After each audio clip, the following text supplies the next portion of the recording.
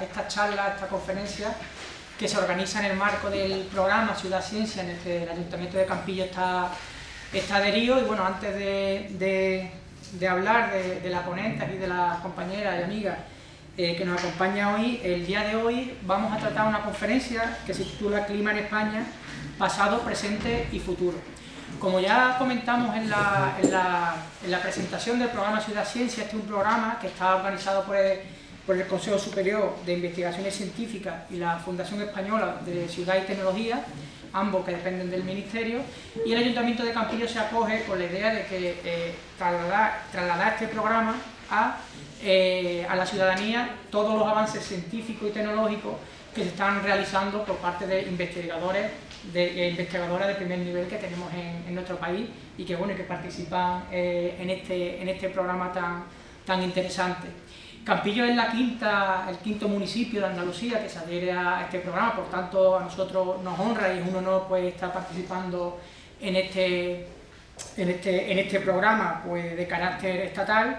Y como ya comentamos en el programa, en la presentación del programa, se trata de acercar, como he dicho anteriormente, la ciencia y todo avance científico a la población de una manera pedagógica, de una manera divulgativa, con la idea de no solamente de educar, sino de también concienciar en todas las investigaciones y avances científicos.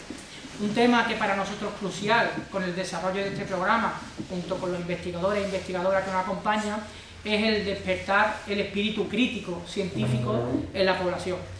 Pensamos desde el Ayuntamiento que despertando este espíritu científico, este espíritu crítico, hacemos que la ciudadanía sea un poquito más objetiva y se empodere de conocimiento que en definitiva nos ayuda a conocer el entorno, nuestra realidad, nuestros problemas y saber dar una respuesta como ciudadanos y como sociedad pues ante estos problemas que creemos que es fundamental. Yo creo que este es el sentido prioritario de desarrollar este tipo de programas que esperemos sigan desarrollándose.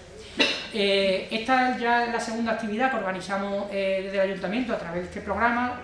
Como ya sabéis, se organizó una primera actividad que fue una exposición de energía renovable que tuvo lugar en el Instituto de Enseñanza Secundaria Camilo José Cela. En la presentación pues estuvieron presentes representantes de los colegios de la localidad, representantes de los colectivos y asociaciones del pueblo. Y la idea que tenemos es que con este programa no solo que el Ayuntamiento vaya proponiendo actividades que se puedan ir realizando en el marco de este programa, donde hay un catálogo inmenso para el desarrollo de estas actividades, sino que además la propia ciudadanía, los propios centros escolares, los diferentes colectivos puedan acceder al programa Ciudad Ciencia, todos los talleres, exposiciones, actividades, charlas que se exponen y nos puedan proponer al Ayuntamiento para que podamos contactar con el programa y podamos seguir y acercar pues diferentes actividades que sean de interés para la población en general. Para nosotros la realización de este tipo de actividades en el día de hoy relacionada con el clima era una deuda que no solamente no teníamos pendiente, porque es verdad que se ha venido haciendo y se han venido integrando en otros tipos de programas, como en el programa anual de educación ambiental, pero creemos que es muy importante ahondar en el conocimiento de qué está ocurriendo en el clima y qué nos puede deparar el futuro. No solamente por una cuestión, como se suele decir, de moda, porque ahora parezca que está de moda el preocuparnos por el medio ambiente. Como ya sabéis, el Ayuntamiento lleva varios años trabajando en el programa anual de educación ambiental y también algo que nos ha sensibilizado especialmente fue la catástrofe natural que sufrimos aquí pues, en 2018 con unas inundaciones terribles y que, en mi humilde punto de vista, posiblemente ella va a dar también un conocimiento más científico y datos más científicos, creemos y pensamos, yo al menos pienso así, que tiene mucho que ver con el cambio climático que ya está afectando al planeta y por supuesto a todos los seres vivos que habitamos en ellos. Voy a dar paso a presentar a la ponente de hoy, a la conferenciante de hoy. Ella se llama Belén Rodríguez de Fonseca, es profesora titular del Departamento de Física de la Tierra y Astrofísica de la Universidad Complutense de Madrid. Me veo obligado prácticamente a leer el currículum porque es un currículum bastante extenso y bueno, denota que tenemos aquí en Campillo hoy, y no exagero cuando digo una de las mayores expertas en clima en el mundo, tenemos que decirlo así de claro, y Ella es experta en variabilidad climática y en el papel del océano a la hora de cambiar las condiciones climáticas globales. Ha trabajado en la variabilidad del clima en Europa, Sudamérica y África, así como en las interacciones de los océanos tropicales con el clima. Ha publicado más de 55 artículos en revistas científicas internacionales de alto impacto, así como revistas nacionales, y yo un poco que también estoy en el ámbito de la ciencia, sé que un artículo científico no es un huevo que se echa a freír, por eso digo y puedo afirmar que estamos sin lugar a dudas ante una experta de primer nivel. Trabaja en cooperación en Senegal, formando a doctores en la Universidad de Dakar para la mejora del conocimiento de la sequía en África. Además, Belén está muy comprometida con la divulgación científica, aquí está el ejemplo que participa en el programa Ciudad Ciencia, y es profesora de la Universidad de Mayores. Da conferencias en la Casa Encendida y coordina un laboratorio de experimentos llamado Meteolab para llevar a la escuela y al instituto el conocimiento sobre el clima y cambio climático. En la actualidad, Belén es coordinadora, junto con Enrique Sánchez, de la Universidad de Castilla-La Mancha, de la red CLIBAR-ES, que lleva 3 años compilando la investigación que se hace en España en materia de cambio climático y realizando informes para dar a conocer el estado del clima en nuestra península. Por tanto, creemos que en el día de hoy nos va a arrojar una gran cantidad de datos e información. Seguramente lo haga desde un punto de vista de divulgación, no tanto científico, para que podamos seguirla en la medida posible, pero como digo, es un lujo y es un honor pues, que Belén esté aquí con nosotros en Campillo. Y bueno, por supuesto, Belén va a estar dispuesta, como seguramente va a decir, pues, a que si después se genera algún debate o hay algún tipo de duda, pues ella va a responder a todas estas preguntas para que nos ayude a entender pues, un poco más pues, qué está pasando con el clima, bueno, y sobre todo qué es lo que puede pasar, y una cuestión importante, qué medidas podemos tomar en el presente y en el futuro pues, para mitigar al menos los efectos de este cambio climático.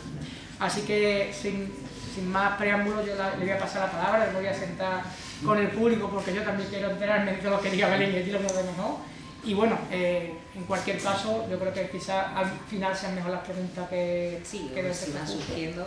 Vale, pues nada, lo ha dicho ella, conforme vayamos o creamos conveniente preguntar algo, pues lo podemos ir haciendo. Así que nada, reitero los agradecimientos a Belén por estar aquí, darle las gracias por supuesto al programa Ciudad Ciencia y a todo el esfuerzo que hacéis de forma altruista, y bueno, te la palabra. Muchas gracias. Antes de nada quiero ver si se ve todo, porque no, sí. no se corta un poco, se corta y entonces se corta bastante, entonces sí. Voy a ver si de alguna forma así se puede, así un poquito se ve mejor. Ahí puedes ampliarlo un poco. Ahí se ve bien. Si hago así se pasa bien a la siguiente página. No, ahí no, ahí sería el fin. Vete a eso. A la primera fecha no, a eso. Ah, perfecto.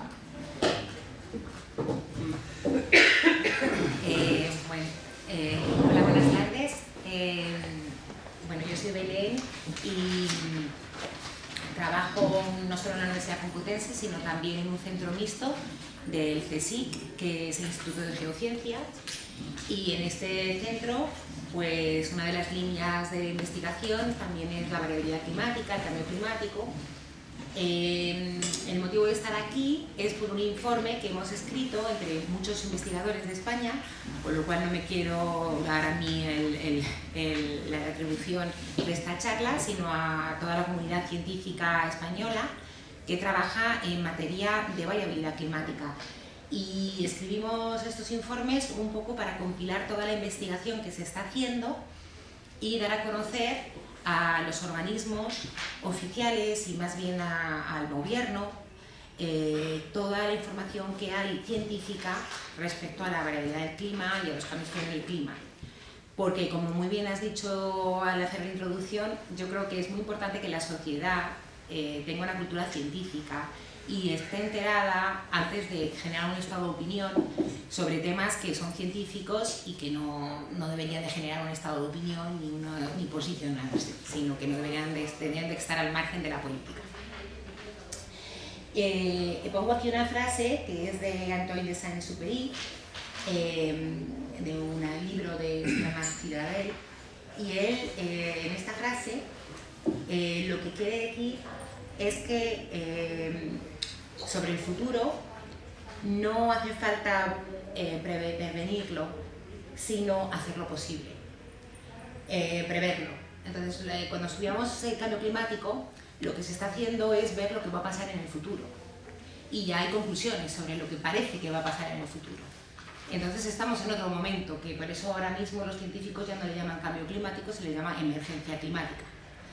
Y porque es un tema que no debería de ser cuestionable, como bien digo, está aquí para quedarse, es una evidencia científica que hay un cambio climático que es atribuible en gran parte, y ahora lo discutiremos, a la acción del hombre sobre el sistema climático, y que lo único que hay que hacer es hacer posible el futuro, es decir, que podamos seguir aquí, por lo menos el ser humano, porque hay unas condiciones que van a hacer muy difícil pues, la vida tal y como la entendemos ahora, en todos sus aspectos, no la vida nuestra, sino también la forma de vivir, el paradigma de vida que tenemos, ¿no? Y entonces hay que cambiar muchas cosas. A eso ya no me incumbe a mí, ni nos incumbe a los científicos, les incumbe más, pues ahí sí que a los políticos y a la sociedad en general. Y entonces yo creo que un primer paso es que la gente adquiera una cultura científica y entienda para poder opinar. Y bueno, he enfocado un poco esta charla a este pueblo en particular. He tenido que leer un poco de los acontecimientos que tuvieron lugar el año pasado y también este año, porque buscando de repente he visto también que ha habido un enorme tornado en agosto. Sí. Y bueno, como bien sabéis, el año pasado tuvo lugar un fenómeno que sabéis el nombre que le denomina el físico el fenómeno. La Dana. Bien. Supongo que todos, porque todo el mundo hablaba de la Dana, ¿no? Todo el mundo hablaba de la Dana. Bueno, eso antiguamente se llamaba gota fría. Ahora hablaremos un poco de lo que es una Dana. Y tuvo aquí lugar un fenómeno muy extremo. Y bueno, que hay noticias diferentes, salió todos los periódicos, claro que además hubo una víctima y bueno, hubo unos daños muy, supongo que todavía estáis recuperando de los daños que hubo en este pueblo. Y además alcanzaron récords históricos, o sea, hay medidas y se vio que la cantidad de lluvia que cayó pues fueron récords en Málaga. Llegaron a caer en una noche más de 316 litros, que es como 30 centímetros, pues imaginaros, pues 30 centímetros de forma homogénea en todo el pueblo. Es una cantidad de agua impresionante. Me comentabas tú, Luis, que eso es lo equivalente a lo que cae en Madrid, la mitad de lo que cae en Madrid en un año. En un año, en una noche. Porque claro, muchas veces uno tiene que pensar cuánto es lo que ha caído de agua, ¿no? Y luego ha habido un tornado, son dos fenómenos. El tornado, bueno, aquí he puesto, por si luego os queréis quedar con la presentación, he puesto un enlace, no sé si le da tiempo, bueno, es un enlace, tenéis aquí, me da miedo tocar el enlace que se me cambia a internet y luego no pueda volver, pero bueno, ahí tengo el enlace del tiempo.es, donde se ve un vídeo que tomó alguien, se ve el tornado que hubo en agosto, impresionante. Y que arrasó una granja, bueno, hubo más de uno, pero además son impresionantes. Casi al mismo tiempo. Sí, sí, sí. Y bueno, esto hizo que el gobierno declarara la zona catastrófica. Y bueno, esto también, buscando, digo, bueno, vi que hay un blog, no sé si estará aquí el del blog, pero hay un blog, perdonad, aquí, que en el Diario Sur, y entrando en el blog, a ver si puedo entrar, es que me da un poco de cosa no poder entrar en los enlaces que he creado. A ver cómo podría yo entrar. Aló, pero se me va a ir al... Así, perfecto. ¿Se puede conectar a internet?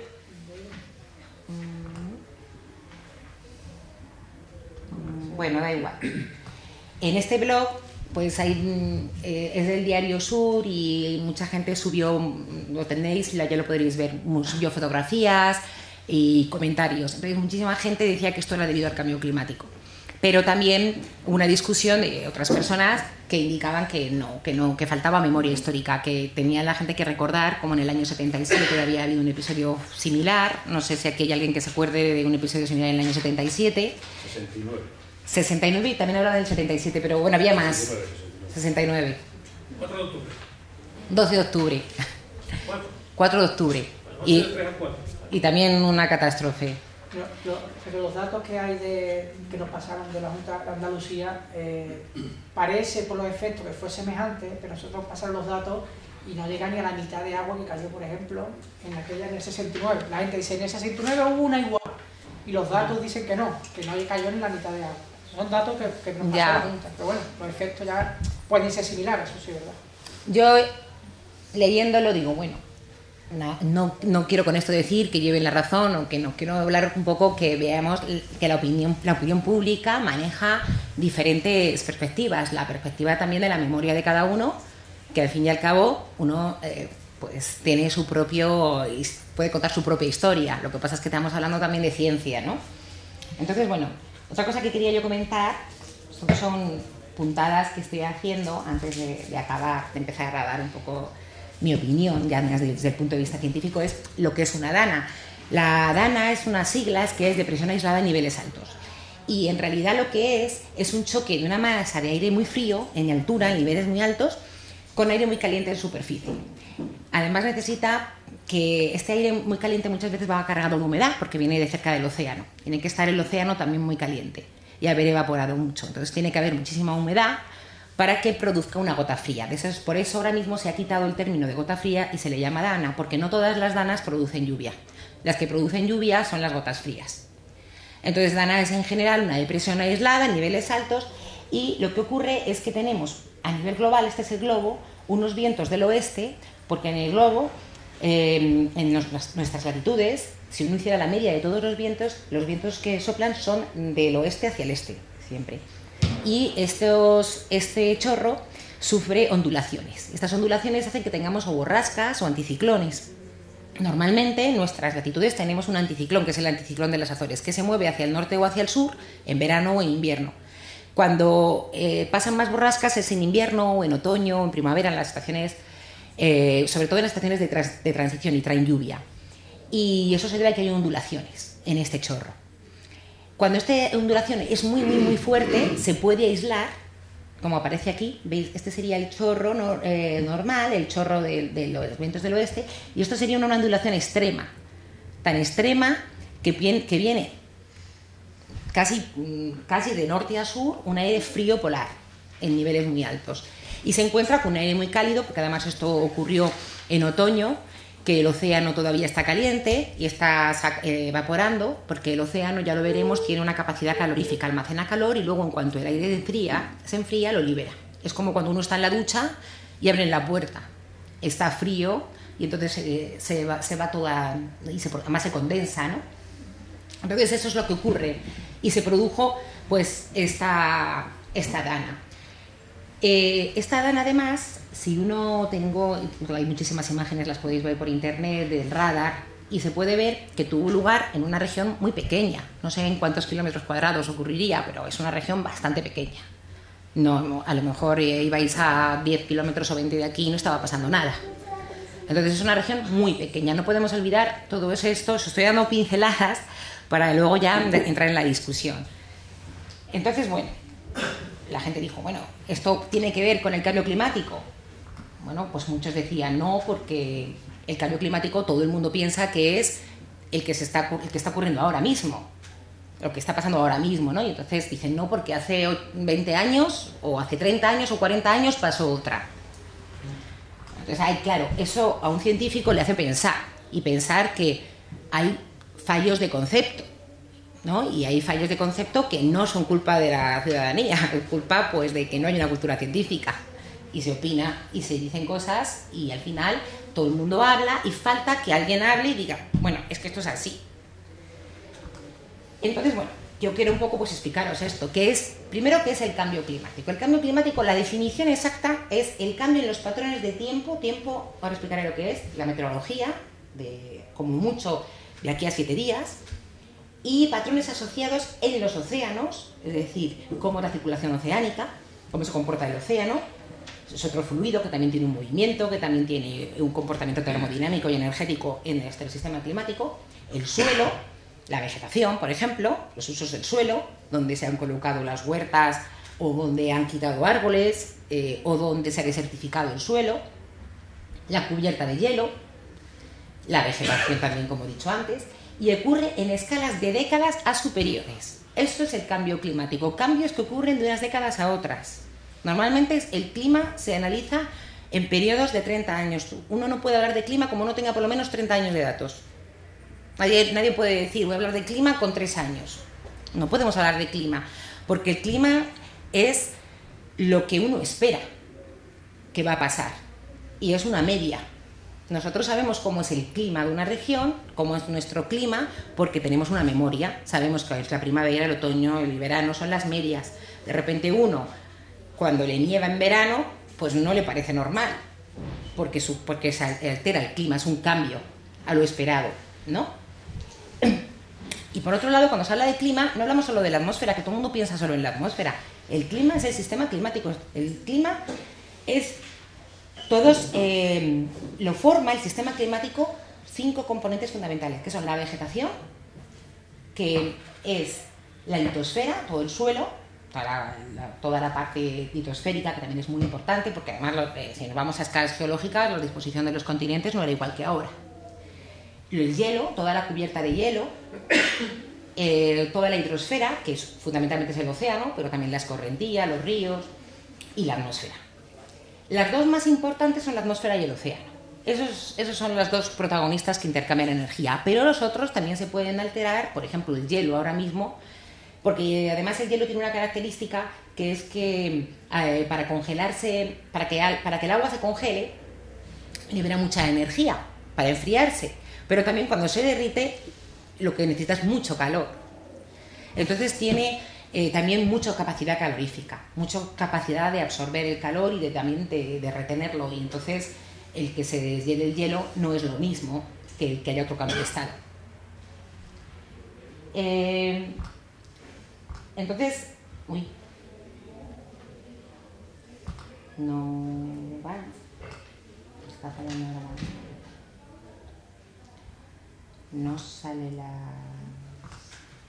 Pues aquí estaba bien, a ver si es el... No sale ninguna ahora. Ahí sale. Se ha quedado blanco todo. En la primera también. A ver, la voy a abrir otra vez. Voy a abrirla otra vez o la voy a poner en el...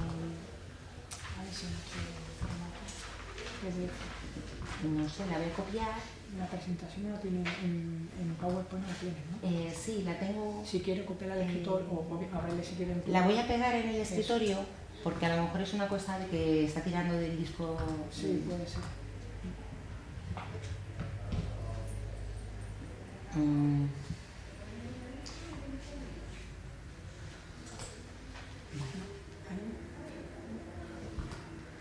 Se cree que es HTML, perdón, pero es que no entiendo... Es que no tiene... Si le pones punto PDF, probablemente no tiene. La había guardado como PDF, pero no sé. A ver ahora. Perdón, voy a poner un poco más pequeño. ¿Se ve bien así? Sí. ¿Lo ves bien? Bueno, pues entonces sigo así, que si no... Sí. Vale. Bueno, hasta ahora me seguís bien. Sí. Vale. Entonces, cuando hablamos de clima, lo que he dicho, tenemos que hablar del sistema climático y además de medias realizadas como mínimo 30 años para poder hablar de clima y para poder hablar de un cambio. Para poder hablar de un cambio hay que comparar con algo. No puedo comparar este año con el pasado. Tengo que comparar este año con los anteriores 30 años. ¿Vale? Un año si es anómalo con respecto a la media de esos 30 años. Entonces, hay otra cosa que también la gente opina y no sabe bien, que es la diferencia entre tiempo y clima, meteorología y clima. Una cosa es la dana que tuvo lugar en octubre del 2018 un día concreto, en una hora determinada, al clima. Una cosa es una situación, por ejemplo, este es un patrón de presión el 22 de septiembre del 2015. Bueno, he elegido este porque es un patrón muy curioso que va asociado a un fenómeno en el Pacífico que se llama del Niño. Se descubrió luego que esa situación era una onda, pero porque después de ver muchas situaciones similares uno las relaciona, pero no por un día en concreto.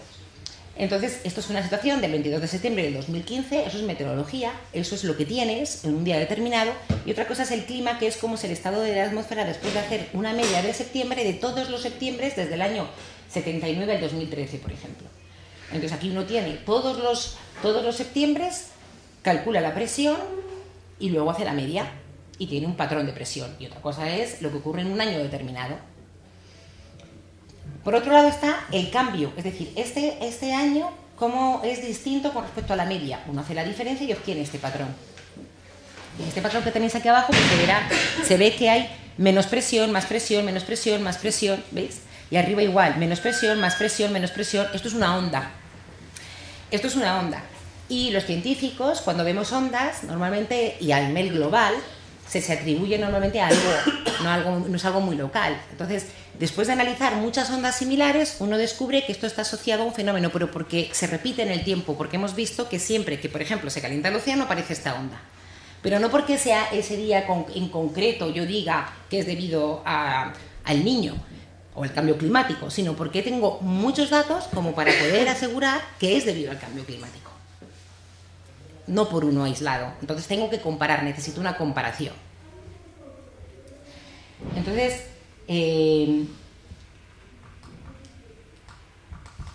otra cosa es si el hombre puede cambiar el clima, ¿no? Por un lado estábamos hablando de que una variación con respecto a lo que conocemos es el cambio climático.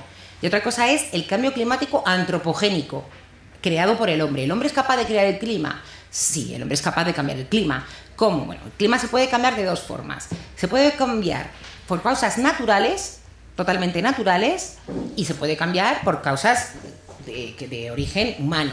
Las causas naturales, pues hay causas internas que no se pueden predecir y son fruto de desequilibrios que hay energéticos entre el océano, la atmósfera, la vegetación. Puede haber, pues en todo el rato se están intercambiando energía. Puede haber un deshielo que libera calor, que el calor es tomado por la atmósfera, el calor es desplazado por una onda y llega a una vegetación, cambia la vegetación. Puede haber oscilaciones en el clima sin la acción de ningún agente externo. También hay oscilaciones externas naturales, una erupción volcánica. Cuando hay una erupción volcánica hay muchísima liberación de cenizas. Todas estas cenizas lo que hacen es dispersar la radiación y se produce un enfriamiento. Entonces, muchas veces se ha visto enfriamientos, por ejemplo, hubo un enfriamiento, el Pinatubo, muy importante en Filipinas, y con la erupción del Pinatubo hubo un enfriamiento en el planeta muy importante. Por ejemplo, otro caso muy particular fue cuando ocurrió el 11 de septiembre, pues el espacio aéreo en Estados Unidos se cortó, no podía volar ni un avión. Los aviones emiten ceniza también, emiten no solamente gases, pero sobre todo por la quema del combustible se llena de cenizas. Y se vio como la atmósfera, cuando quitaron todos los aviones durante, creo que fueron 3 o 4 días, aumentó la temperatura. Porque normalmente lo que hace la emisión de cenizas es dispersar la radiación y que hay un enfriamiento. Entonces, esas son causas, los volcanes naturales, ¿no? O también cambios en la actividad solar. El Sol tiene lo que se llaman las manchas solares, que son erupciones, entonces cambia la cantidad de radiación solar que nos llega. Entonces, cada 12 años más o menos cambia la cantidad de radiación solar que nos llega, con lo cual hay oscilaciones. Eso las descubrió ya Galileo. Y tienen un ciclo de 12 años y son las manchas solares. O, por ejemplo, ya a escalas muchísimo mayores, pues cambios en la inclinación, en la declinación, de las orbitales, de lo que es ya a un nivel más astronómico, ¿vale? Pero las actividades humanas pueden influir en el clima. ¿Cómo? Cambiando las concentraciones de gases de efecto invernadero, siendo el dióxido de carbono el más importante. Y todo lo que es quema de hidrocarburos produce emisión de CO2. Cuando se produce una quema de un hidrocarburo se produce CO2 más agua. Vale, pues estos gases se están incorporando a la atmósfera y tienen una característica que ahora voy a explicar, y lo que hacen es aumentar la temperatura de la atmósfera. Entonces esto aquí tú eres profesor de física de la atmósfera, que ha venido a acompañarme, y le voy a dejar un poco también a hablar, porque si no, el tema que se ha tragado todos los kilómetros, ¿no? El efecto invernadero, que es muy... que tiene una influencia muy grande, porque si no hubiera gases de efecto invernadero, pues la temperatura del planeta, pues a lo mejor no sería habitable el planeta. Si no hubiera gases de efecto invernadero, no sería habitable. Es decir, necesitamos que haya gases de efecto invernadero, necesitamos que haya vapor de agua y necesitamos que haya CO2. ¿Qué otros gases? El metano, ¿no? Y entonces lo que ocurre es que el Sol emite en una onda corta, dentro del espectro. El Sol emite y llega la radiación, pero la atmósfera es transparente y no se calienta por el Sol, ¿vale? Y llega a la superficie de la Tierra. Entonces la superficie de la Tierra se calienta y en función de su temperatura emite calor, ¿vale? Hay otro tipo de radiación, que es radiación de onda larga, ¿vale? Y esta radiación la absorben los gases de efecto invernadero. Cuantos más gases de efecto invernadero haya, más se calienta la atmósfera. Es decir, los gases de efecto invernadero son transparentes a la radiación del Sol, pero no a la radiación de la Tierra. Entonces, si la Tierra se calienta, emite más. Y luego, por otro lado, también el océano, al emitir, también es capaz de calentar no solo el aire, sino el océano. No solamente se va a calentar el aire, también se calientan los océanos. ¿Tú quieres intervenir en algún momento, algún comentario que se te ocurra? Aquí igualmente al resto. Esto más o menos lo conocí, es el efecto invernadero. Vale. Entonces, ¿qué ocurre? Que se producen aumentos en las temperaturas del planeta. Aquí en esta imagen es del panel intergubernamental para el cambio climático, que es el informe que elaboran todos los científicos a nivel mundial, un informe con los últimos resultados a nivel mundial, que es que para realizar esta gráfica puede tardar 5 años, miles y miles de científicos para realizar esta gráfica, que luego se ponen de esta forma y no se le da importancia, pero es todas las medidas que hay de temperatura del aire en el planeta, ¿vale? Y aquí lo que se está viendo es, en colores se ven las temperaturas, pero también se ven las regiones. Se puede ver respecto también a la población. No es lo mismo que se calienten regiones muy habitadas que regiones menos habitadas. También van a emitir más gases regiones muy desarrolladas que regiones menos desarrolladas, porque hay más coches, hay más... Entonces aquí se pueden ver las temperaturas como han aumentado. Se ve en Europa, sobre todo en Centro Europa, que además es conocido porque las grandes olas de calor que ha habido, por ejemplo en Alemania, en la India, se ve en el sudeste asiático, Estados Unidos. Aquí, bueno, se puede ver este aumento de las temperaturas. Y estamos hablando de un rango entre 0,5 y 2,5 grados. Y uno diría, bueno, ¿qué importancia le dan a 2 grados? Pero yo muchas veces digo este ejemplo, a mí me gusta, y porque yo digo, cuando uno tiene fiebre, ¿cuánto le sube la temperatura? 1 grado, y ya está malo, y 2 ya está malísimo, y 3 ya está bueno, tiene que ir al hospital. Entonces, bueno, la atmósfera también tiene que ir al hospital, quiero decir. Se ha calentado mucho más de lo que admite. Y esta otra imagen, aquí la estábamos viendo, en la anterior la estábamos viendo por países, ¿no? Y esta es la media de todo el globo. Esta es la famosa que sale en todas partes. Esta es la media de todo el globo. Y es la que muchos negacionistas del cambio climático pues intentan reírse de ella. Bueno, es que le han cambiado la escala, es que es 1 grado no es nada, fíjate, por 1 grado la que monta. Bueno, es que es la media de todo el mundo, de todo el planeta. No es que se haya aumentado 1 grado, es que hay sitios donde ha aumentado 3. Sitios donde no ha aumentado nada, sitios donde ha disminuido. La media es 1. Y esto es a lo largo del tiempo. Entonces esta gráfica tiene, pues, hay que un poquito de analizarla, ¿no? En morado tenemos el rango de cambios de temperatura en el Holoceno. ¿Vale? Sabéis, en el Holoceno son los últimos 10.000 años. Y porque mucha gente dice, bueno, es que siempre ha cambiado, es que el cambio climático siempre ha existido. Bueno, sí, claro, os he dicho que sí. Pero esto es el rango máximo, o sea, los cambios que ha habido han sido entre 1 grado y 0,5, ¿vale? Eso es lo que ha sido. Y esto es lo que tenemos en amarillo, es el cambio en temperatura debido a la acción del hombre, es decir, a la emisión de gases. Entonces se ve en naranjita cómo va subiendo, ¿vale? Luego podemos ver lo que pone aquí, IPCC AR5 Near Term Projection. Eso lo que quiere decir es más de 100 modelos, que ahora explicaré lo que es un modelo. Un modelo es una herramienta matemática, es un programa informático, por así decirlo, lo que tiene dentro las ecuaciones fundamentales, las ecuaciones de Newton, la ecuación de conservación de la energía, la ecuación de los gases ideales. Tiene una serie de ecuaciones que se resuelve bajo unas condiciones en las que se va a ir echando a la atmósfera CO2 al mismo ritmo al que lo estamos echando desde la que empezó la revolución industrial. Entonces se van haciendo simulaciones incluyéndole a la atmósfera el mismo CO2 que se ha ido incluyendo y siguiendo la línea, diciendo, bueno, si seguimos a este ritmo vamos a ir subiendo el CO2 como lo estamos subiendo. Se hacen muchos escenarios, diciendo, bueno, vamos a suponer que todos llegan a un acuerdo los países y se comprometen a emitir menos, entonces echas menos. Vamos a suponer que no firma China y entonces ahí el triple. Entonces haces muchos escenarios y con esos escenarios corres todos estos modelos, que cada uno tiene sus problemas, que todos fallan muchísimo, y fallando muchísimo, porque fijaros, esto es el rango de error.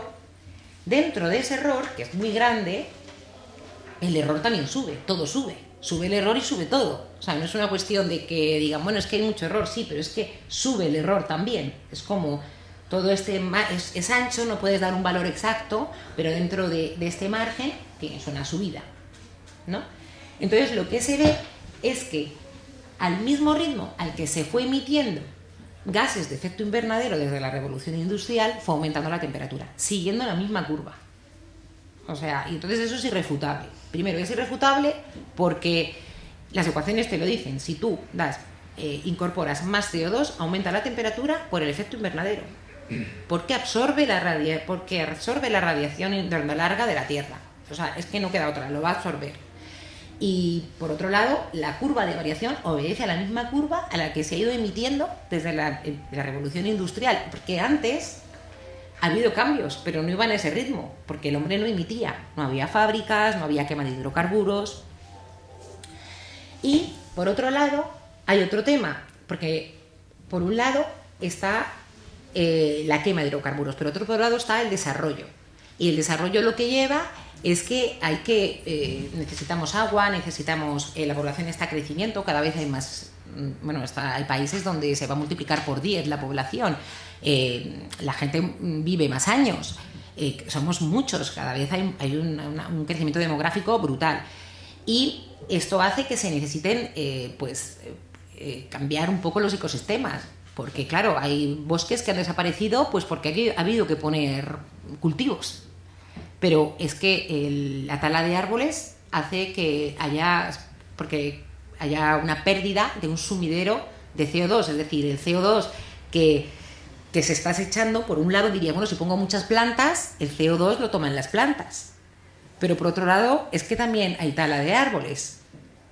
Por ejemplo, más del 90% de los árboles en toda Eurasia ha desaparecido desde principios del siglo XX. Y ahora, por ejemplo, pues se habla mucho del aceite de palma porque están acabando con las selvas en la región de Indonesia. Pero es que tiene una repercusión también importante. Ya no solamente es la tala, sino también que es un sumidero. Es que los árboles toman el CO2. Y si no hay árboles, no hay un sumidero de CO2. Igual las algas en el océano. Entonces, bueno, aquí tengo otra transparencia muy interesante que es para que veáis cómo se traduce ese cambio de temperatura. ¿Por qué es importante un cambio de temperatura? Bueno, hay una ecuación muy sencillita que te dice cómo es el cambio energético. Porque un cambio de temperatura se transforma en un cambio en energía. Y ese cambio en energía solo depende de la masa, de la cantidad de masa que se calienta o se enfría. Y de la capacidad que tiene de calentar, de absorber calor en un determinado fluido. Entonces, por ejemplo, el agua. El agua tiene una capacidad calorífica que es de 3.993 julio, kilogramo, grado Kelvin. ¿Qué quiere decir eso? Muy fácil. Esto lo único que quiere decir es que para calentar 1 kilo de agua, es decir, 1 litro de agua, necesito, para calentarlo 1 grado solo, 3.993 julios. Es la cantidad de energía que yo necesito para una botella de 1 litro calentarla 1 grado. ¿Vale? Si en vez de calentar 1 grado una botella de agua, caliento 1 grado todo el océano, que tiene una masa ingente, imaginaros la cantidad de energía. Pues ese cálculo, si uno lo hace, estamos hablando de miles de bombas atómicas. Es la cantidad para calentar 1 grado el agua. La atmósfera, sin embargo, tiene una capacidad calorífica un poco menor, pero la atmósfera se calienta en una región muchísimo más extensa, porque el océano solo se calienta en los primeros metros. Era muy complicado explicar ahora por qué, porque el océano está estratificado, tiene capas, y solo la primera capa, que está en contacto con la atmósfera, siente la influencia del calentamiento de la atmósfera. Solo la primera capa, que son los primeros 100 metros. En cambio, la atmósfera se calienta entera y tiene en media 10-11 kilómetros. Entonces, esos 10-11 kilómetros se están calentando. Es una cantidad de energía extra que estás incorporando. Hay más energía disponible, tengo más energía. No es que hay una nueva fuente de energía, tiene que ir a algún lado. Entonces, al haber más energía, esa energía se va a traducir en cambio en todo. En cambio, en los sistemas de presión, en los sistemas de viento, eso produce cambios en la temperatura, en la precipitación. Entonces, fijaros, este era el cálculo que os decía. Hay un fenómeno que ocurre en el Pacífico que se llama el fenómeno del Niño. Esto es un fenómeno de cambio climático natural. Esto ocurre, tiene un periodo de 12 años que es por el Sol, y entonces el océano, pero también se ha descubierto que el cambio climático de origen antropogénico también calienta el océano en el Niño. Pero bueno, esto simplemente es un cálculo que hicimos, bueno, hecho en varias charlas, y también se lo hice a los alumnos en un examen, que calcularán simplemente la energía de un episodio del Niño en los primeros 100 metros del océano. Entonces, lo que se hace para ello es coger esta ecuación que os digo, que es simplemente la capacidad calorífica por la masa por el incremento de temperatura. Es decir, si yo sé el calor que necesito para 1 kilo y 1 litro, pues calculo cuántos litros hay en el Océano Pacífico, y por 1 grado que aumento, y veo cuántos julios necesito. Y para 1 grado, pues aparece al final un número pues de 4 por 6 por 10 a la 18 julios. Y entonces uno mira lo que quiere decir esto, y es equivalente a la bomba de Hiroshima, o no, a varios miles de bombas de Hiroshima. ¿Qué quiere decir? En un solo episodio el océano se calienta con solo 1 grado, de tal manera que ese calor lo va a liberar tarde o temprano en la atmósfera. No lo va a liberar de golpe, porque lo libera poco a poco, pero es el equivalente a que hubiera hubiera bombas. Es que no sería de golpe, como quiero decir, porque queda sino muy... No quiero ser sensacionalista, pero sí, al final de un episodio del Niño, cuando vuelve a su estado de equilibrio, sí que hay el equivalente al que hubieran explotado pues varias bombas de Hiroshima.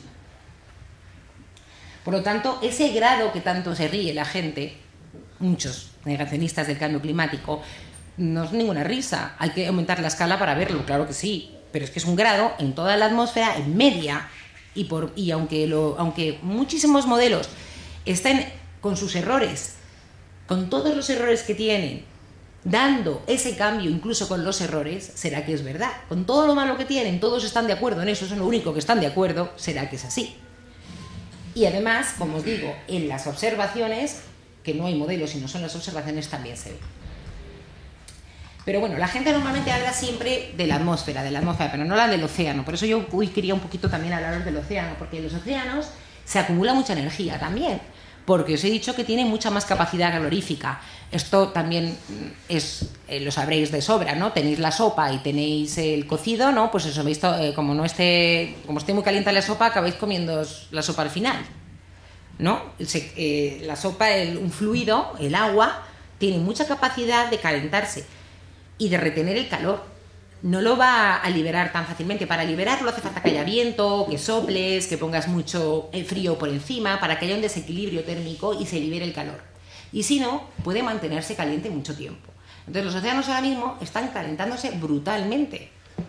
Y aquí en esta imagen podemos ver cuántos se están calentando. Entonces, si veis aquí, solo el océano superior se está calentando desde el año 1970, pues 10 a la 21 por 250 julios. Estos todos, en media, todos los océanos globales. Esto es una brutalidad.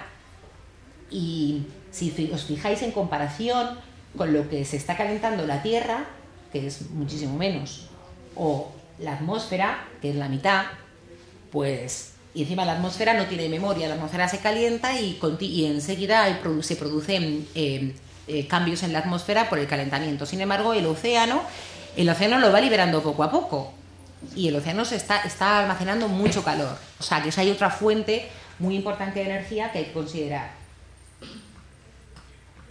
Y bueno, ¿cómo estudiamos los científicos todo esto? Bueno, pues todo esto lo estudiamos, como os he dicho, con unas ecuaciones.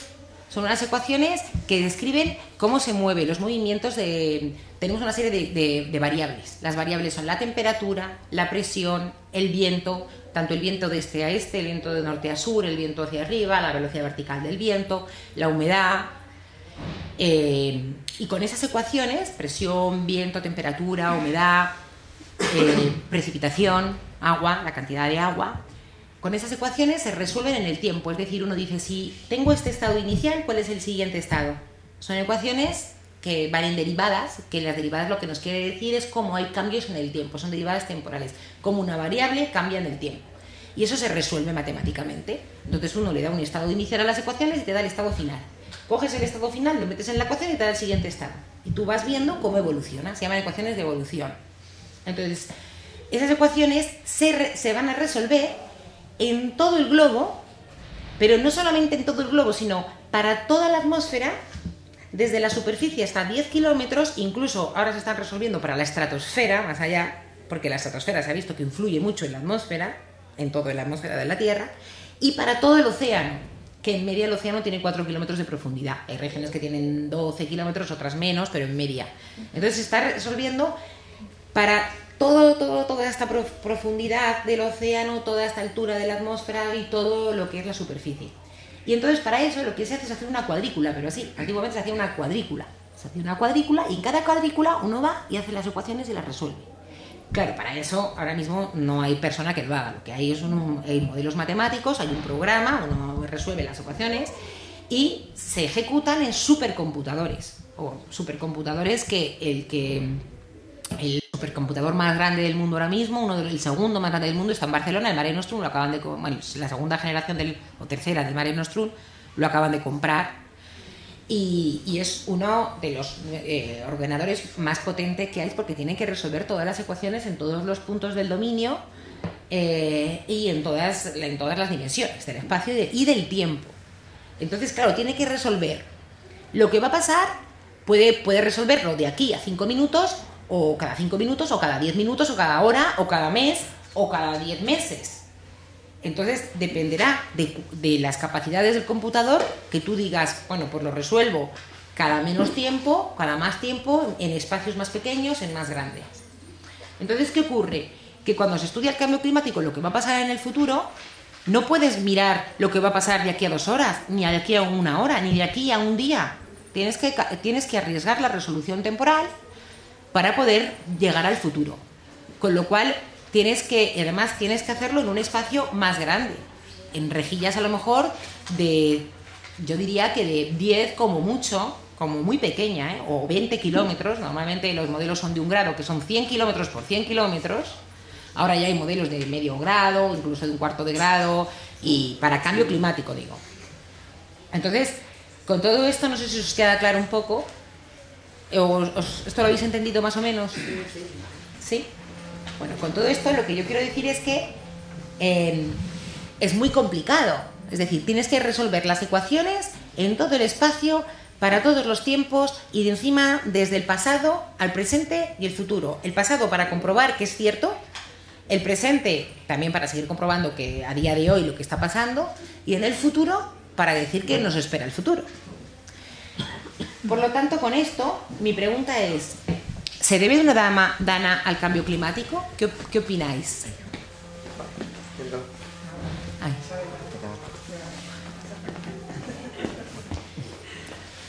¿Pensáis que una dana se puede deber al cambio climático? ¿Que un modelo podría saber lo que una dana...? No, porque no tiene resolución espacial ni temporal como para saber lo que pasó en un momento determinado, un día determinado, en un pueblo de Málaga. Es imposible.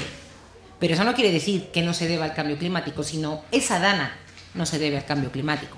Lo que pasa es que la dana, como os he dicho, tiene unas condiciones, que el océano esté más caliente y que el chorro que hemos dicho que va de oeste a este se ondule y traiga el aire polar. Esas son características como muchísimo más de gran escala, ¿no?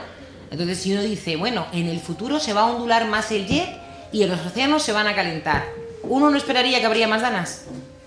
Pues sí, porque las condiciones que producen una dana van a ser más propicias.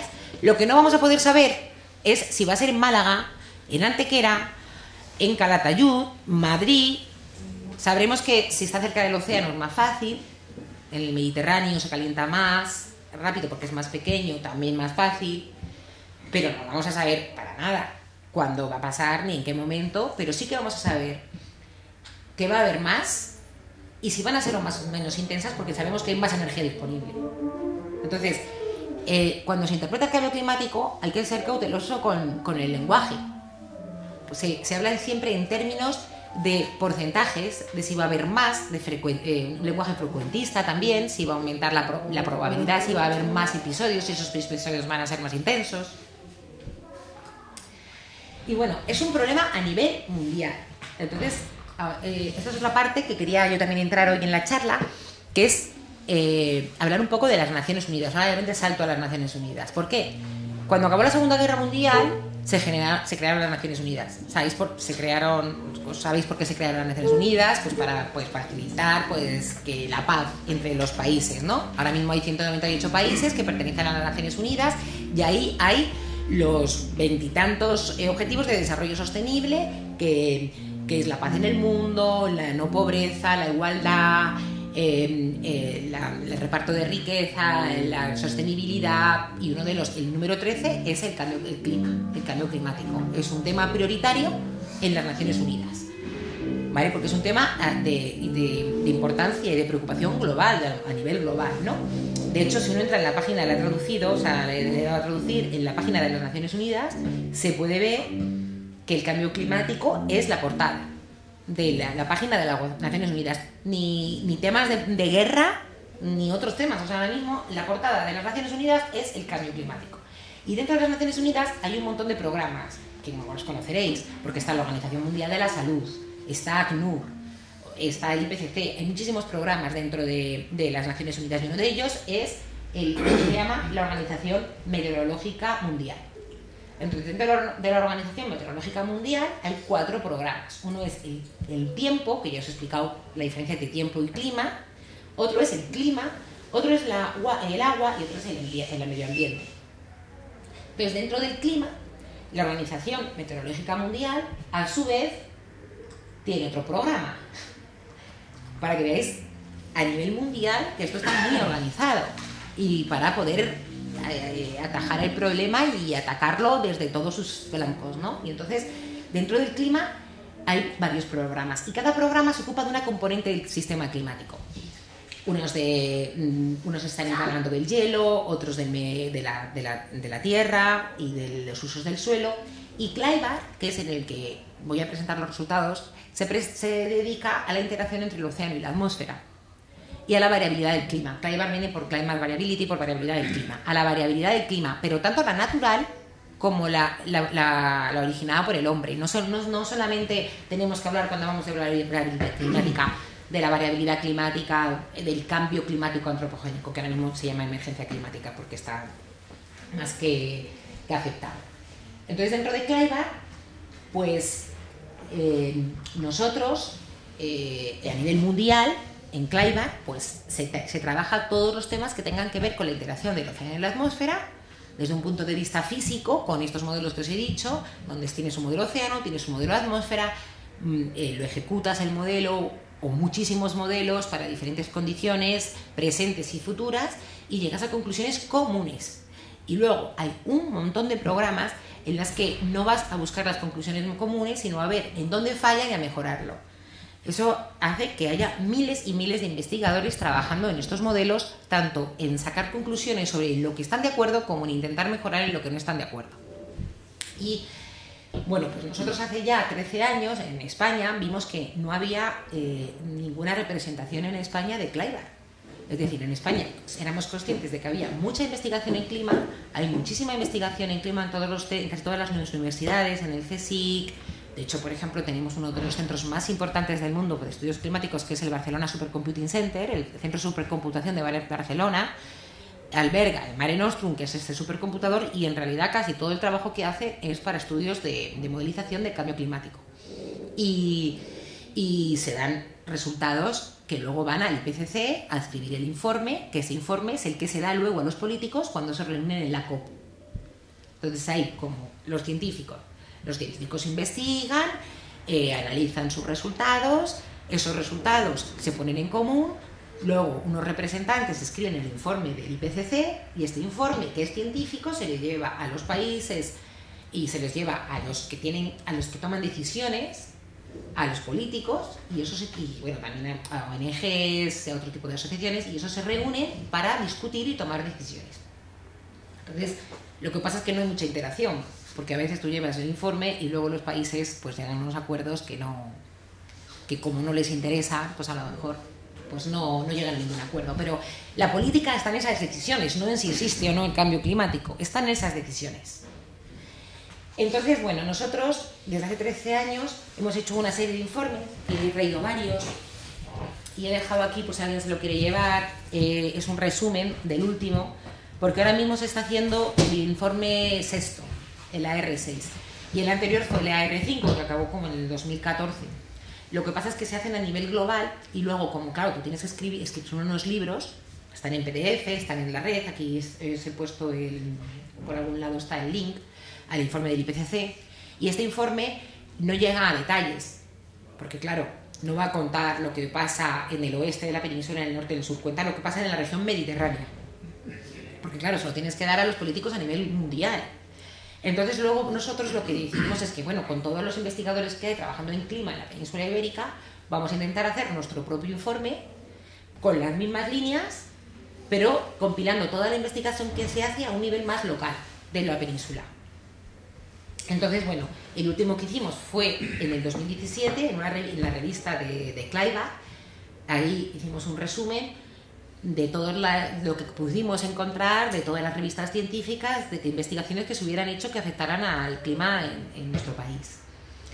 Y entonces, cuando se hizo este informe, se tuvo en cuenta esta estructura. Primero, el pasado, porque esto es como en historia, como un historiador. Un historiador, si quiere interpretar un cambio histórico que está ocurriendo ahora mismo, lo que está pasando ahora mismo en nuestro país o lo que está pasando en Estados Unidos, muchas veces necesita referentes y ver lo que ha pasado en el pasado y a dónde llevó ciertas políticas. Es muy importante saber de historia. En el clima igual, tenemos que saber lo que pasó en el pasado, pero hay un problema, porque en el pasado tenemos el periodo instrumental y solo hay datos desde el siglo, bueno, de temperatura desde antes. En Inglaterra hay una serie larga desde 1800, principios de 1800, y de temperaturas del mar, pues desde solamente de los barcos, de todos los barcos que iban a las colonias y tomaban temperaturas, tomaban vientos. Lo que pasa es que tomaban vientos direccionales, y luego la escala Beaufort que usaban de vientos pues eran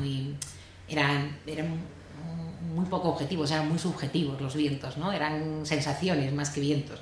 Lo que pasa es que ahora se han escalado, más o menos. Pero con todas con esas mediciones que hay, pues se ha intentado sacar un registro del periodo instrumental o pseudoinstrumental.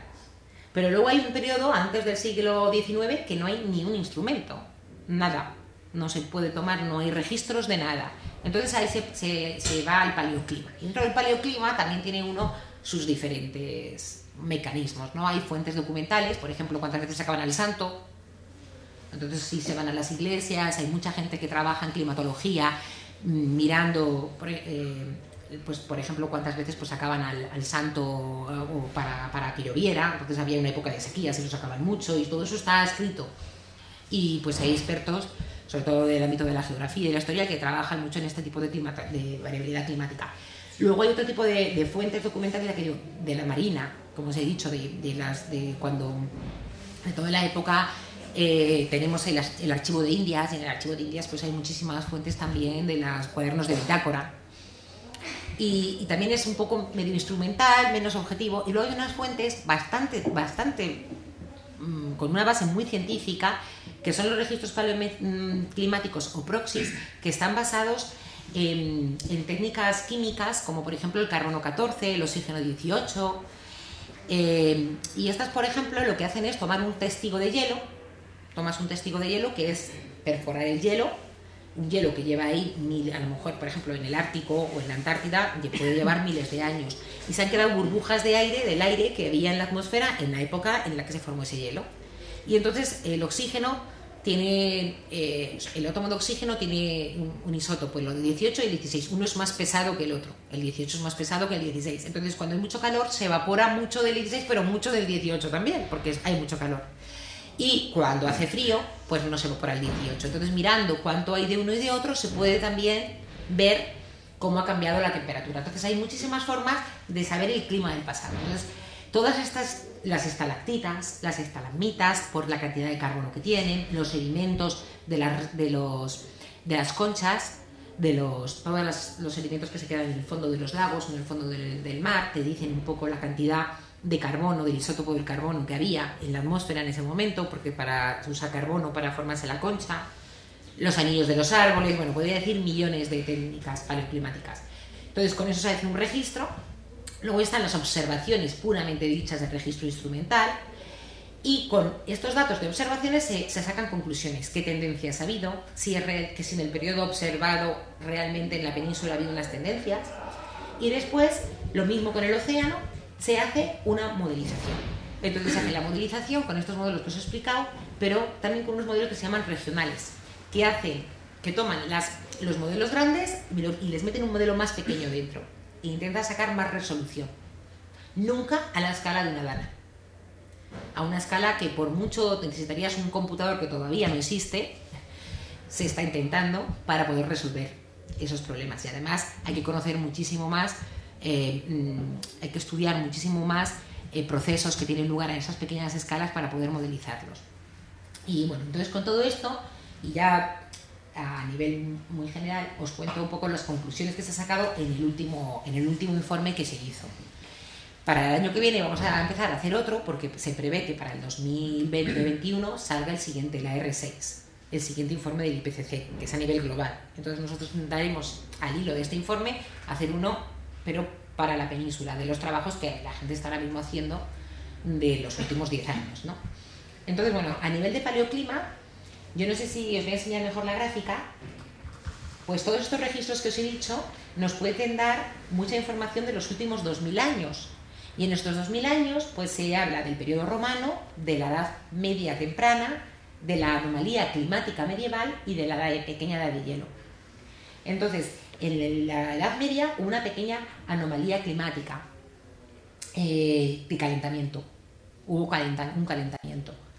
Y después se siguió una pequeña edad de hielo, que es la época, no sé si hay muchos grabados, por ejemplo, la pequeña edad de hielo fue a nivel de toda Europa, ¿vale? De hecho, por ejemplo, hay grabados de patinando en Holanda, o las imágenes o muchas, se uno al Museo del Prado y a lo mejor ve pinturas de Enrique VIII o en Inglaterra, o de algunos reyes, iban con muchísimas pieles, que ahora no se podría ir con esas pieles porque hacía muchísimo frío. Y entonces lo que se ha descubierto en los últimos es que las técnicas que están usando cada vez son más precisas y están sacando no solamente si hubo más calor en un periodo determinado, sino si hubo más variabilidad. Es decir, alrededor de un número tú puedes decir que 10 años tuvieron una anomalía de 5 grados, pero no es lo mismo 5 grados con respecto a otro periodo, si siempre es 5, y al año y después de 10 años 0, y la anomalía es de 5. Así es, menos 10, menos 5, 2, hay mucha oscilación, y hacer la media te sale 5.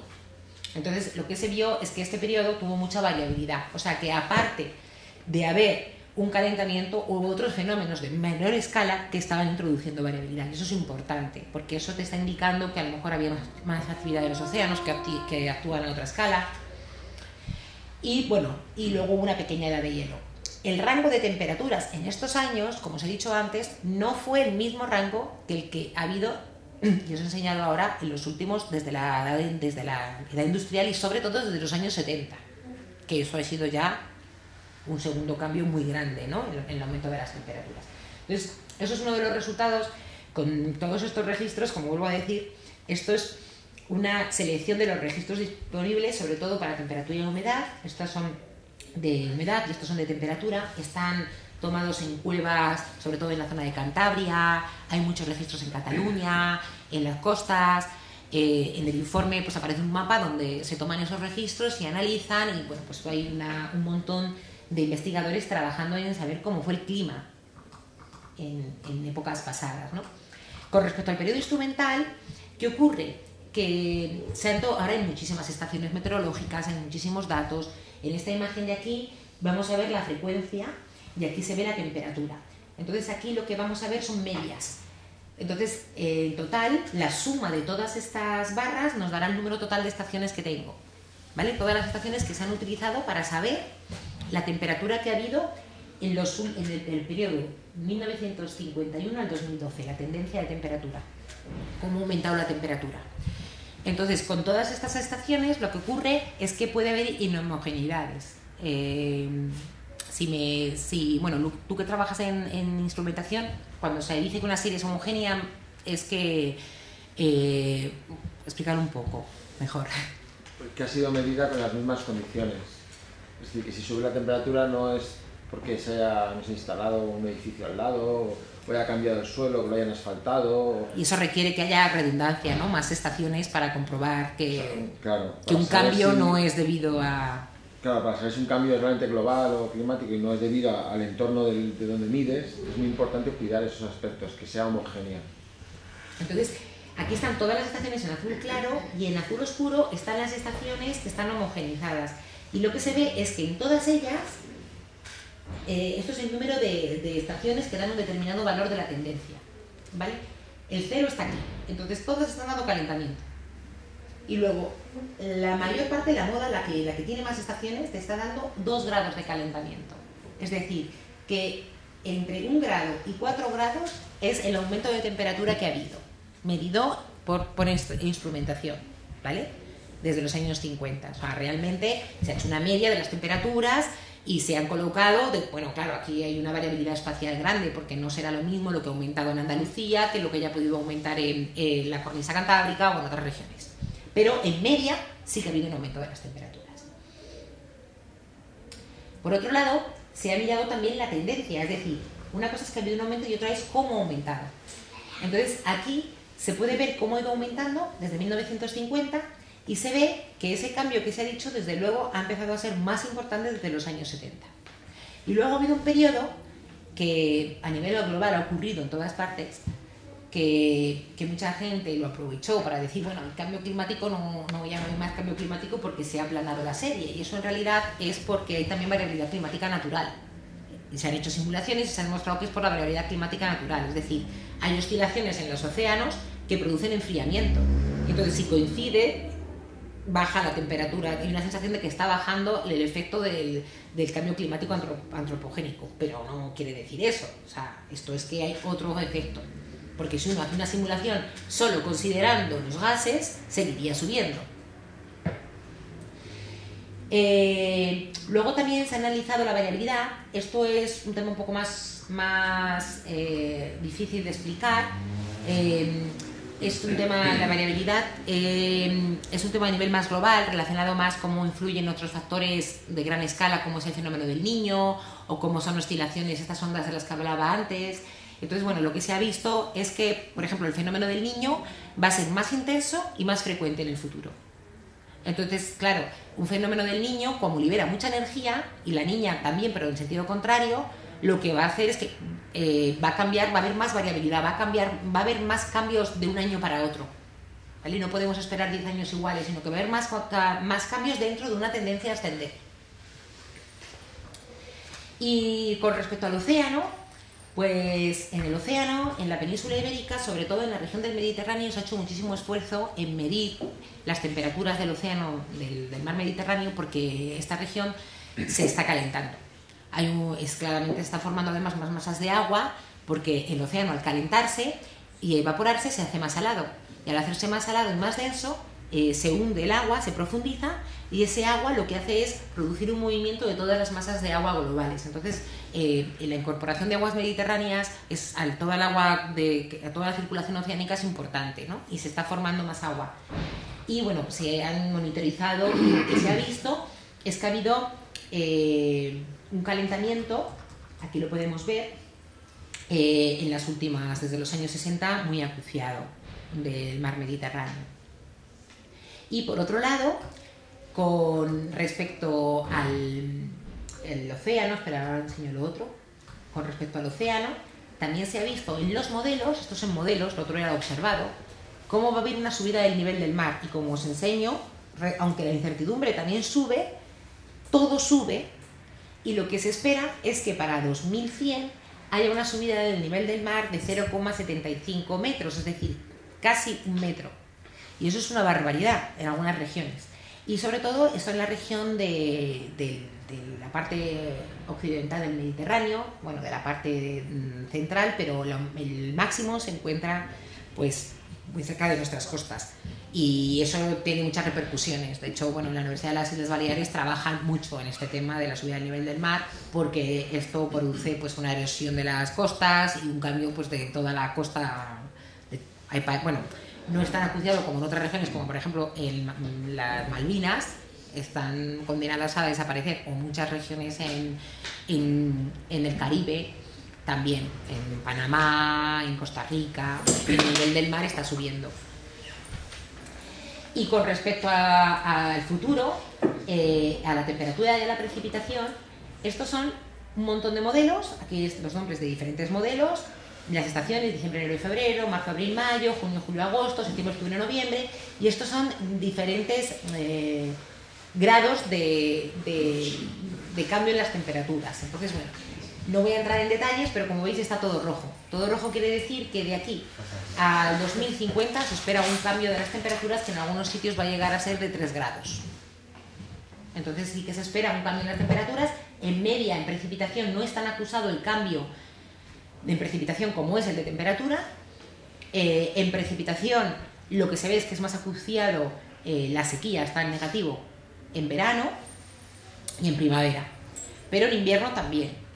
Lo que pasa es que, por ejemplo, veis que esto está azul al lado de un 95, eso se llama el percentil 95, eso es el extremo de que llueva mucho, de forma exagerada, y ahí está azul, es decir, van a aumentar, parece que los extremos de que llueva mucho más en estaciones como diciembre, enero y febrero, marzo, abril, mayo, y en algunos modelos en septiembre, octubre y noviembre, los extremos van a aumentar. Es decir, va a haber en media más sequía, pero también va a haber más extremos. Es decir, un episodio en el que llueva mucho, no la media, sino episodios en el que es un cambio pues en la escala. Sería una distribución y se vería en esa distribución la probabilidad de que haya un fenómeno extremo, pues eso ocurre sobre todo en invierno y en primavera y en las estaciones de transición. En verano es hacia la sequía y en general en media es hacia la sequía. Y bueno, con estos son los resultados que a grosso modo, y bueno, los tengo aquí en estos folletos, si os queréis llevar alguno, hemos sacado, y este es la compilación de artículos donde cada capítulo ya está más detallado. Pues hemos hecho todo el resumen de los resultados del estado del clima en España desde el último informe, que fue en el 2010, pues este siguiente fue en el 2017 y prevemos hacer otro para el 2021. Y como os digo, ya no sé, ya el futuro no está tanto en preverlo, que queremos hacer una mejor predicción, y queremos que además que sea más afinada, no sea tan a grosso modo, pero para eso va con el desarrollo de la computación, con el desarrollo de las máquinas y de las observaciones, pero también de hacerlo posible. Es decir, queremos... lo que está en peligro es nuestra especie, las especies que están ahora mismo, no la Tierra, que muchas veces la gente equivoca eso. No va a acabar, la Tierra va a seguir estando donde está y habrá otras especies. y habrá otros climas, pero no el clima en el que estamos nosotros acostumbrados. Y bueno, pues muchas gracias. Me he extendido un poco más, empecé un poquillo más tarde, me he extendido un poco más de lo que tenía aquí alguna foto de... Pero vamos, con esto he terminado. Y bueno, aquí hay alguna foto, pues por ejemplo esta es del 2018, que en mitad de abril nevó en Barcelona. En el 2018 también hubo un episodio muy extremo, en Madrid también nevó. Pues muchas gracias.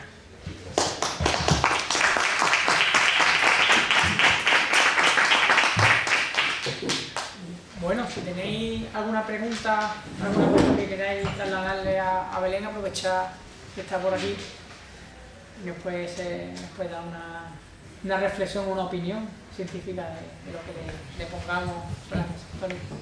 Yo tengo una curiosidad. Cuando habéis dicho de que hay una tendencia al alza de las temperaturas, entiendo que hablamos siempre de temperaturas medias, ¿no? Sí. Pero, ¿existe alguna diferencia de comportamiento en ese alza de la temperatura en las máximas y en las mínimas? Sí, sí, sí. De hecho, esta gráfica en concreto está hecha para las máximas y las mínimas también. No sé si está bien tomado, espera un momento. Estas las temperaturas estacionales, pero normalmente se ha hecho un estudio para temperaturas máximas, para temperaturas mínimas, y de hecho se ha visto, por ejemplo, lo que le llaman el aumento de las noches tropicales. Es decir, que las mínimas van a aumentar, las que aquí en Andalucía va a ser bastante importante. Bueno, en algunas regiones, por ejemplo también en el norte, lo que llaman noches tropicales, que por la noche normalmente baja la temperatura y la amplitud térmica, pues de la diferencia entre la máxima y la mínima suele ser grande, entonces no va a ser tan grande. Sí que va a haber cambios, y eso es muy importante también, por ejemplo, para los cultivos, la amplitud térmica.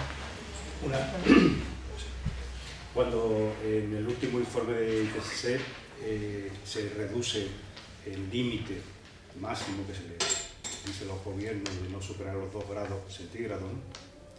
Y se dice ya que no, que es 1,5, sí, no se debe superar. ¿Por qué se hace esa disminución, ¿no? ¿Y qué sentido tiene ese grado y medio, ¿no? ¿Qué consecuencias tendría ese grado y medio en la vida en la Tierra? Ahora mismo lo que se está pretendiendo es que se quede en 1,5 grados, ¿no? Porque yo creo que con 1 grado, con esa diferencia, se podría no sería tan catastrófico. En cambio, con el otro medio grado ya sí que sería catastrófico. Eso es lo que yo he entendido. ¿Me entiendes lo que quiero decir? Es decir, la energía disponible que extra, que con un aumento de 2 grados es mucho más grande que ningún aumento de 1,5. Y en el escenario en el que estamos, que ya es catastrófico, pues mejor llegar a 1,5 siendo realistas que decir emisiones cero, pero aún así no vas a... ese medio grado va a hacerlo más... Un punto de no retorno. Un punto de no retorno, claro. Pasado eso ya no hay. Hay regiones donde hay puntos de no retorno. Es que hay regiones donde hay puntos de no retorno. Se habla del deshielo del Ártico, tiene puntos de no retorno. Lo que ha habido el deshielo en Groenlandia, que además no creo que pueda volverse a recuperar. Sin embargo... O bosques, o bueno, otros, sí. Manteniendo, según el último informe, o cumpliéndose el Acuerdo de París, que no se está cumpliendo, estamos hablando de previsiones de más de 3 grados de aquí a final de siglo. Sí. De 3 grados y medio. Sí. Lo que pasa es que esas predicciones están hechas para diferentes escenarios. Por eso se pide a los políticos de las naciones que emiten más, que dejen de emitir. Lo que pasa es que muchas veces lo que hacen es no emitir ellas, pero comprar, o sea, emitir en África, ponerlas a las fábricas en África o en otro sitio. Pero vamos, las simulaciones se hacen hay muchos escenarios. Entonces esos escenarios son desde uno normal a uno muy catastrófico. Entonces, algunas de esas que son 3 grados son escenarios bastante más catastróficos, pero claro, es que puede ocurrir. puede querer que sigan emitiendo, porque no hay un compromiso, de hecho no se ha llegado a nada en la última COP25. Por otro, pues, en mi opinión, es porque se está politizando demasiado.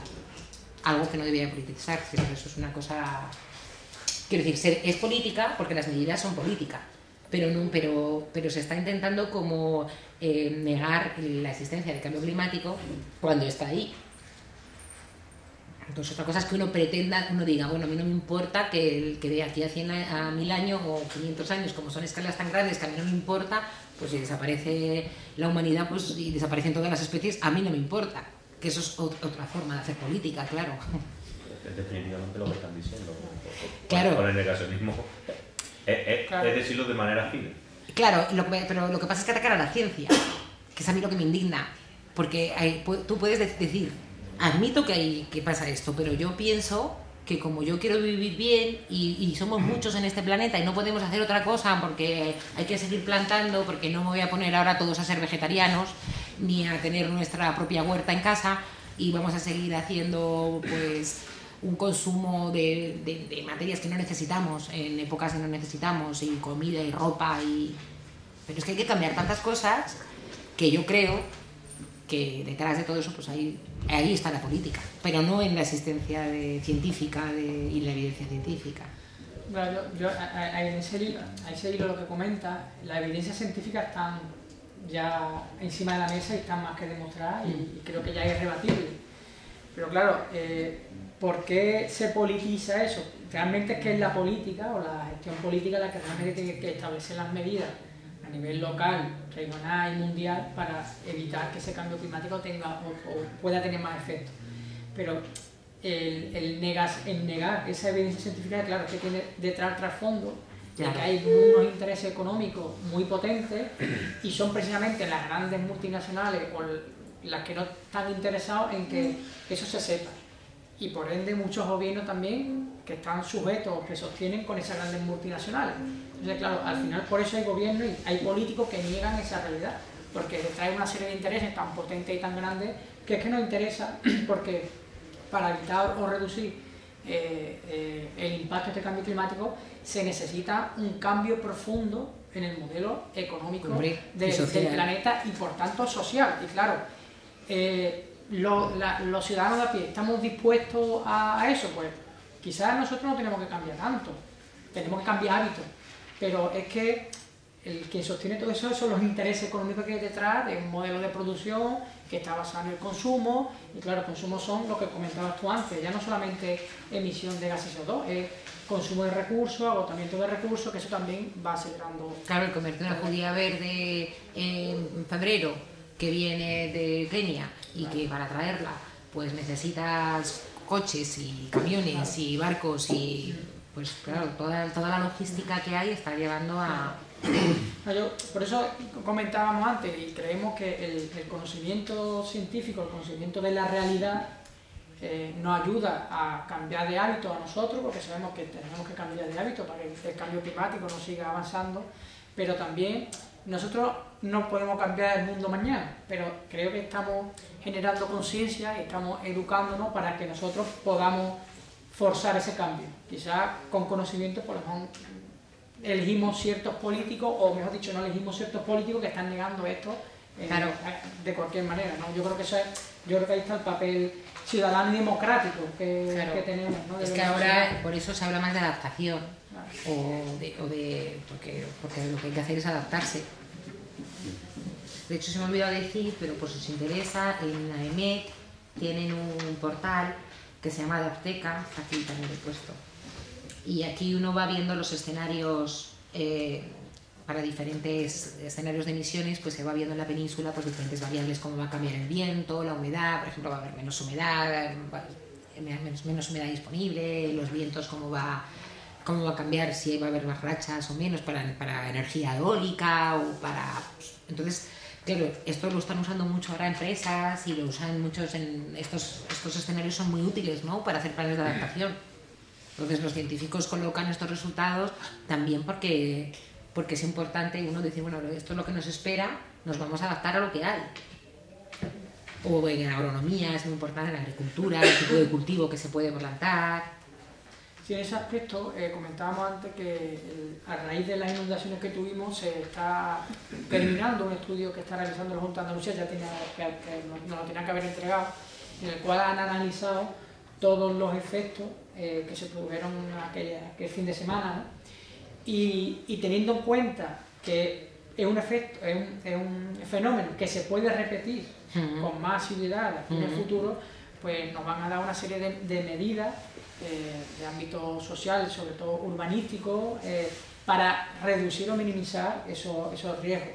Y además también estamos metidos en otro proyecto con la Universidad de Córdoba, que se llama, proyecto Líneas Clave, que está basado en temas de agricultura, y es cómo la agricultura puede jugar también un papel fundamental, por ejemplo, en reducir los efectos de este tipo de fenómenos, pues teniendo otro tipo de labor de la tierra, que ayuda a la infiltración, sí, es verdad que y que se puede promover ese tipo de agricultura en cabeceras de cuenca para evitar yo estaba leyendo en algún lado cuando he estado leyendo así. Y ahí la verdad que estamos también deseamos también de que se avance en ese estudio, porque nos da también a nosotros herramientas muy importantes para trasladar también a la agricultura y readaptándonos un poco a todo lo que se nos viene encima, que yo creo que es que además en el tema de los extremos, cuando quería poner más cosas de extremos, quería hacerlo más divulgativo, pero cuando se habla de extremos, en realidad no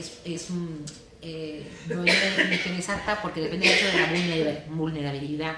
No es lo mismo, por ejemplo, un huracán en las costas de Florida que un huracán en las costas de Haití. No es lo mismo cómo se construye en ciertas regiones y cómo está el plan urbanístico en algunos pueblos para que haya una riada, en otros sitios donde están acostumbrados y ya puede caer lo que caiga, que no va a pasar nada. Entonces, claro, hay que adaptarse si van a aumentar los extremos, y aquí, pues a lo mejor sé que hay un registro que se haya podido medir, que el número de daños ha aumentado, pues a lo mejor sí que habría que adaptar. Sí, pues eso es muy, muy necesario. Sí, estamos esperando a recibir, ya conocemos algunas medidas que muchas de ellas van en el sentido de urbanístico, realmente. Una cuestión también importante, cuando estáis hablando de agricultura, porque es una zona eminentemente agrícola y ganadera, ¿no? De secano principalmente, que no hay recursos hídricos. En 15, 20, 30 años, ¿cómo nos va a afectar a nuestra producción, a nuestra capacidad de agrícola? Pues yo creo que lo que hay que hacer es hacer planes de adaptación y buscar otro tipo de cultivo. Eso se ha hecho en África, se ha cambiado los cultivos en algunas regiones, bueno, supongo aquí también, pero la fecha de siembra, por ejemplo, si se va a adelantar o se va a retrasar el verano, si se va a adelantar el verano o se va a retrasar el invierno, la fecha de siembra también es otro tema. Yo he estado trabajando con grupos de ingenieros agrónomos, pero lo que hacíamos era ver si podíamos predecir el inicio pero en África, de la temporada de lluvias, porque eso depende mucho de cuándo vas a empezar a plantar. Entonces, yo creo que aquí también se puede hacer, de hecho se hace mucha gente trabajando en lo que se llama servicios climáticos, dando este tipo de información. Y entonces los ingenieros agrónomos tienen modelos de cultivo donde tú le metes, son modelos matemáticos también, donde tú le metes una serie de características de cómo va a ser la temperatura, las horas de sol, y te va a decir qué cultivo es más óptimo. Entonces yo creo que la solución estará en plantar o en cultivar otro tipo y también en afinar más, ¿no? En afinar, que la tecnología te ayude para afinar más. Y también, por ejemplo, supongo que estarán haciendo selección de semillas que sean más resistentes. El olivo, por ejemplo, es muy resistente a las sequías. Sí, pero si estás haciendo de modo intensivo con navegación y tal, posiblemente no puedan superar. Claro, pero seguro que habrá gente que tiene olivos que han aguantado sequías. Yo estuve en Bodegas Torres, ahí en Cataluña, y me enseñaron unas cepas que tienen, que las han tenido durante años. Eso se le ocurrió, pero antes de que existiera toda esta discusión sobre el cambio climático, pues los propios propios agricultores que trabajaban allí se habían dado cuenta de que había cultivos más resistentes que otros, había variedades más resistentes que otras, y las estuvieron matando de sed casi. Y ahora esas son las que están peleando porque como hay que reducir la cantidad de agua, porque tampoco puedes estar, el regadío está consumiendo mucha agua que es necesaria.